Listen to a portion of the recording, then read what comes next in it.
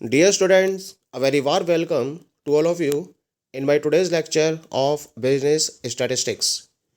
In today's lecture, we will discuss upon the topic moments and kurtosis. जैसा कि previous lecture में मैंने आपसे स्क्यूनेस के टॉपिक को डिस्कस किया था, आज के लेक्चर में हम डिस्कस करेंगे क्या कॉन्सेप्ट है मोमेंट्स का और क्या कॉन्सेप्ट है kurtosis का। तो सबसे पहले हम बात करते हैं about the moments. What is the concept of moments? In statistics, moments is used to indicate peculiarities of a frequency distribution. यानी कि किसी भी पर्टिकुलर फ्रीक्वेंसी डिस्ट्रीब्यूशन के डिफरेंट फीचर्स, पेक्युलरिटीज, कैरेक्टरिस्टिक्स को इंडिकेट करने के लिए हम मोमेंट का यूज़ करते हैं। जब हमें किसी भी फ्रीक्वेंसी डिस्ट्रीब्यूशन के डिफरेंट एस्पेक्ट्स को डिफाइन करना होता है तो इन एस्पेक्ट्स को डिफाइन करने में हम मोमेंट्स का प्रॉपर यूज़ करते हैं। The utility of moments lies in the sense that they indicate different aspects of a given distribution. यानी कि किसी भी पर्टिकुलर डिस्ट्रीब्यूशन के डिफरेंट एस्पेक्ट्स को इंडिकेट करने के पॉइंट ऑफ व्यू से मोमेंट अपनी एक मैक्सिमम यूटिलिटी रखते हैं। It means by using moments we can measure the central tendency of a series, dispersion or variability, skewness and the peakedness of the curve. तो different aspects में जैसे कि किसी भी पर्टिकुलर फ्रीक्वेंसी डिस्ट्रीब्यूशन के central tendency को major करना है, उसके डिस्पर्शन या वेरिएबिलिटी को मेजर करना है, स्क्यूनेस को मेजर करना है, पीक्डनेस यानी कि कुर्टोसिस को मेजर करना है, तो मोमेंट के बेसिस पर हम ऐसा कर सकते हैं। मोमेंट बहुत हेल्पफुल होता है इस केस में। इसके साथ साथ जो मोमेंट्स रहते हैं about the actual arithmetic mean, they are denoted by mu. Arithmetic mean के अबाउट जो मोमेंट्स डिफाइन किए जाते हैं उनको हम म्यू से डोनेट करते हैं।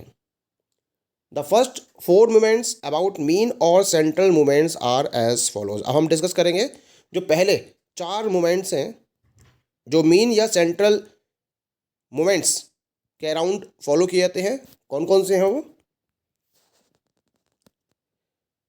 सो these all are the different moments. The first moments around mean and then we will discuss moments around any arbitrary number. तो मोमेंट्स अबाउट मीन की बात करते हैं।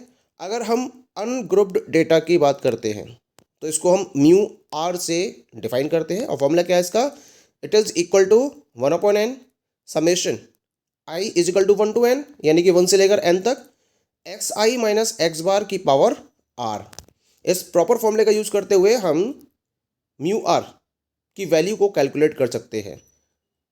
ठीक है, i is equal to 1 to n, तो n को हम 1 to 4 यूज करेंगे तो 4 मोमेंट तक निकल के जाएंगे आपके। r इज इक्वल टू 1 तो first moment, r is equal to 2 तो mu 2 second moment, r is equal to 3 mu 3 third moment, r is equal to 4 तो फोर्थ मोमेंट। इस तरह से कैलकुलेट कर सकते हैं हम। ग्रुप्ड डेटा अगर आपके पास दे रखा है तो उसके बाद फॉर्मूला रहता है mu r is equal to 1/n summation i is equal to 1 to n f i bracket में x i minus x bar इसकी पावर आर। यहाँ पे फ्रीक्वेंसी आ जाती है क्योंकि ग्रुप डेटा में फ्रीक्वेंसी है तो फ्रीक्वेंसी ऐड हो जाती है, फ्रीक्वेंसी से मल्टीप्लाई कर देते हैं हम इसको। ठीक है, फॉर्मूला वही रहता है। इसी तरीके से आप म्यू 1 म्यू 2 म्यू 3 और म्यू 4 की वैल्यू को कैलकुलेट कर सकते हो आर की जगह 1 2 3 4 रखते हुए। यहाँ एन का मतलब क्या है, summation i is equal to 1 to k f i and x bar का मतलब है summation i is equal to 1 to k f i into x i. Clear. अब हम बात करते हैं कि मोमेंट्स किसी भी आर्बिट्ररी नंबर के थ्रू किस तरह से कैलकुलेट किए जाते हैं। अगर अनग्रुप्ड डेटा है तो फॉर्मूला बनेगा mu r dash is equal to 1/n summation i is equal to 1 to n x i की पावर आर। और ग्रुप्ड डेटा के लिए फ्रीक्वेंसी से मल्टीप्लाई करना है सीधे सीधे आपको। Mu r dash is equal to 1/n summation i is equal to 1 to n f i into x i की पावर आर। यहाँ जो n की वैल्यू है that is equal to summation i is equal to 1 to k into f i. तो इस तरीके से हम मीन के अराउंड और किसी भी आर्बिट्ररी नंबर के अराउंड मोमेंट को इन फॉर्मूलों का यूज करते हुए कैलकुलेट कर सकते हैं। That is clear. चलिए आगे बात करते हैं अब हम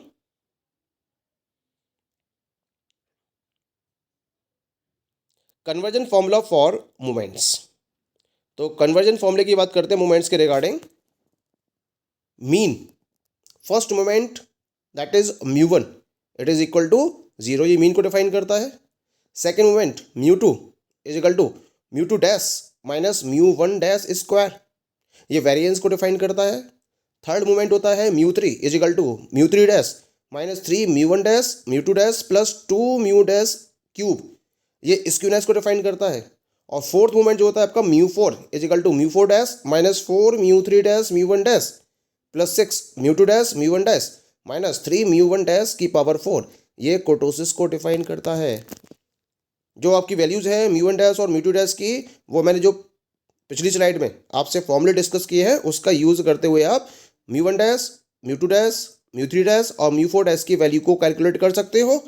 और फिर इसके बेसिस पर आप first moment, second moment, third moment और फोर्थ मोमेंट की वैल्यू को कैलकुलेट कर सकते हो। तो यहाँ पे देख रहे हैं यहाँ पे ना कि जो मोमेंट्स हैं वो किसी भी पर्टिकुलर फ्रिक्वेंसी डिस्ट्रीब्यूशन के डिफरेंट एस्पेक्ट्स को डिफाइन कर रहे हैं।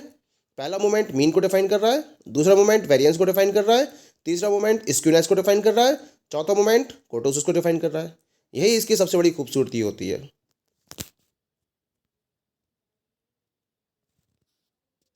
Now we come to the next one, two important constants calculated from म्यू2 म्यू3 एंड म्यू4।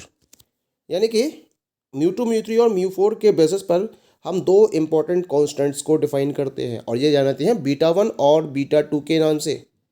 जो बीटा1 है उसको हम यूज़ करते हैं स्क्यूनेस का मेजर डिफाइन करने के लिए, और जो बीटा2 है इसको हम कोटोसिस मेजर करने के लिए यूज़ करते हैं। तो बीटा1 का फॉर्मूला क्या रहता है, बीटा1 इज इक्वल टू म्यू3 स्क्वायर अपॉन म्यू2 क्यूब, और ऐसे ही बीटा2 का फॉर्मूला होता है म्यू4 upon mu two square.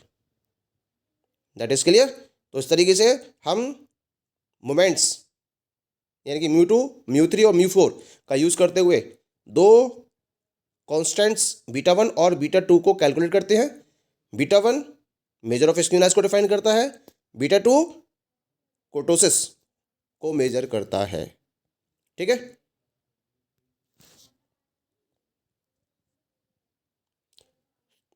Now we come to the next concept and this next concept is kurtosis. अभी तक तो हमने मोमेंट्स के बारे में प्रॉपर डिस्कशन कर लिया है, अब हम बात करेंगे कोटोसिस के बारे में। कोटोसिस क्या है? It is another measure of the shape of a frequency curve. It is a Greek word which means bulginess, यानी कि किसी भी पर्टिकुलर फ्रीक्वेंसी कर्व की शेप को मेजर करने के लिए हम कोटोसिस का यूज़ करते हैं। ठीक है। जो कर्व है वो फ्लैटर है, पीक्ड है, नॉर्मल है, ये हमें डिफरेंट कैटेगरीज डिफाइन करनी होती हैं किसी भी फ्रीक्वेंसी कर्व की शेप के बारे में। इसको हम कोटोसिस के बेसिस पर ही डिफाइन कर सकते हैं। ये एक ग्रीक वर्ड होता है जिसका मतलब होता है बल्गिनेस। ठीक है। While skewness signifies the extent of asymmetry, kurtosis measures the degree of peakedness of a frequency distribution। जैसे हमने फ्रीक्वेंसी डिस्ट्रीब्यूशन के अराउंड स्क्यूनेस को मेजर किया था, तो जो स्क्यूनेस था वो क्या डिफाइन कर रहा था? वो असिमेट्री को डिफाइन कर रहा था। It was defining the extent of asymmetry, या तो पॉजिटिव स्क्यूड था या फिर नेगेटिवली स्क्यूड था, तो वो असिमेट्री को डिफाइन कर रहा था। लेकिन जो कोटोसिस है ये किसी भी पर्टिकुलर फ्रीक्वेंसी डिस्ट्रीब्यूशन की पीक्डनेस की डिग्री को डिफाइन करता है। हाई डिग्री ऑफ पीकनेस है, लो डिग्री ऑफ पीकनेस है, नॉर्मल डिग्री ऑफ पीकनेस है, इसको डिफाइन करने के लिए हम कोटोसिस का यूज़ करते हैं। कार्ल पियर्सन ने यह कॉन्सेप्ट दिया था और उन्होंने क्या करा, उनकी पीक की शेप के बेसिस पर इन्हें 3 टाइप में डिवाइड किया, क्लासिफाई किया। कौन कौन से हैं 3 पार्ट? पहला होता है लेप्टोकोर्टिक, दूसरा होता है मेसोकोर्टिक और तीसरा होता है प्लेटिकोर्टिक।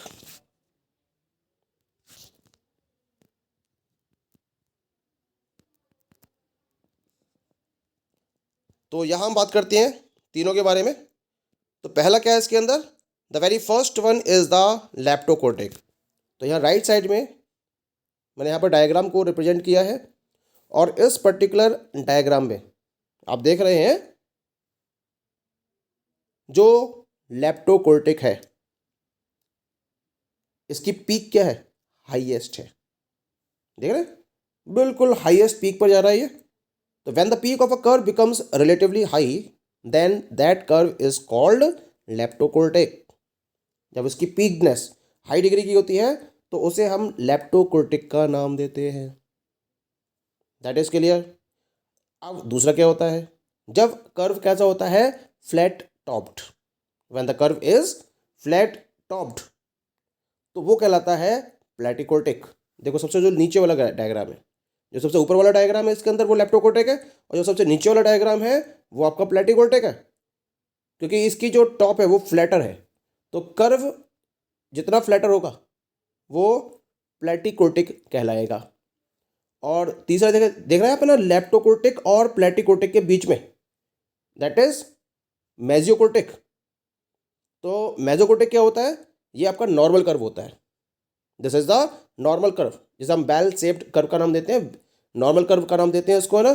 ठीक है, ना तो हाई होती है पीक और ना ही लो पीक होती है इसमें, ना नॉर्मल पीक होती है।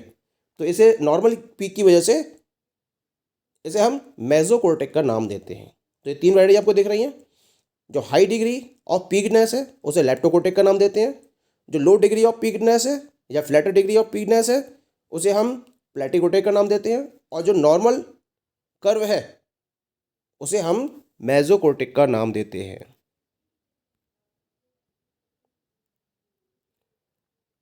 Now we come to the measure of कोर्टोसिस।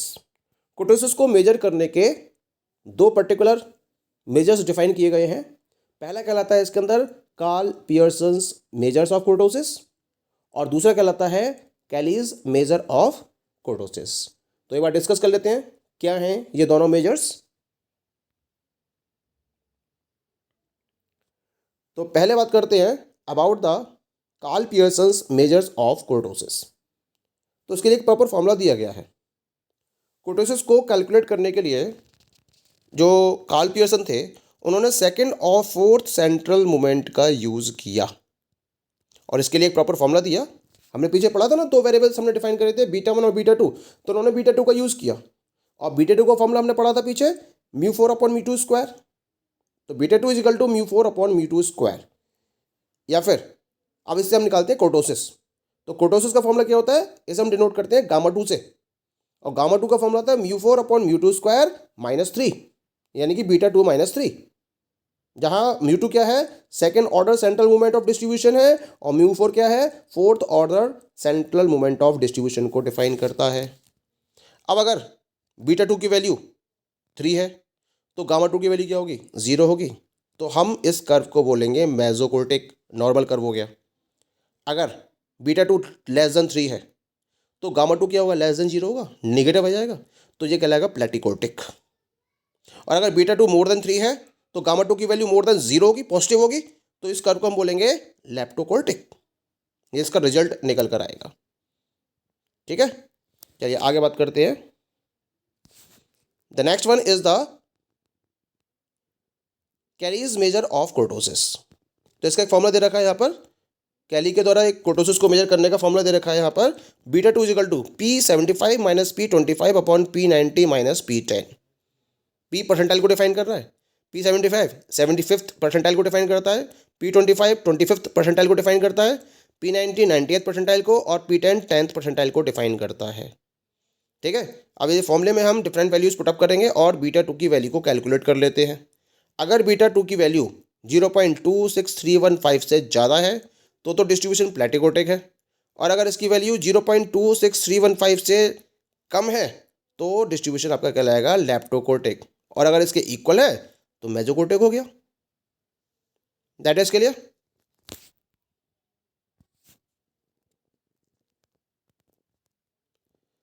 अब यहाँ मैंने एक एग्जांपल दिया है, यहाँ आपको फर्स्ट 4 मोमेंट्स दे रखे हैं about mean of a distribution, और क्या क्या दे रखे हैं, 0, 2.5, 0.7 और 18.75।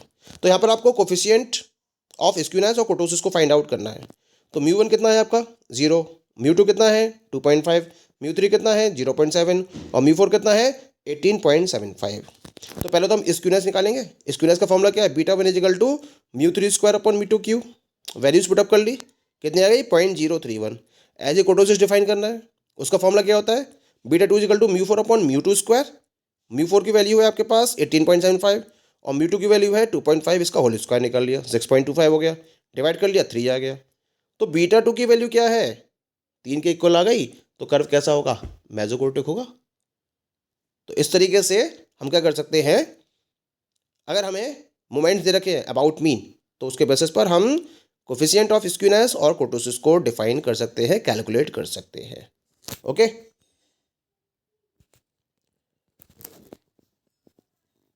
अब मैंने यहाँ पर एक होमवर्क के लिए क्वेश्चन दिया है आपको, इसको आप जरूर एफर्ट करिएगा। क्वेश्चन दे रखा है यहाँ पर, the first 4 raw moments of a distribution are 2, 136, 320 and 40,000।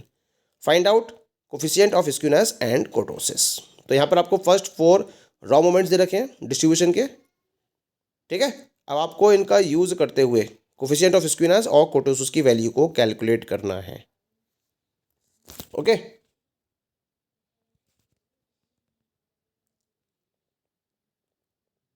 Thank you.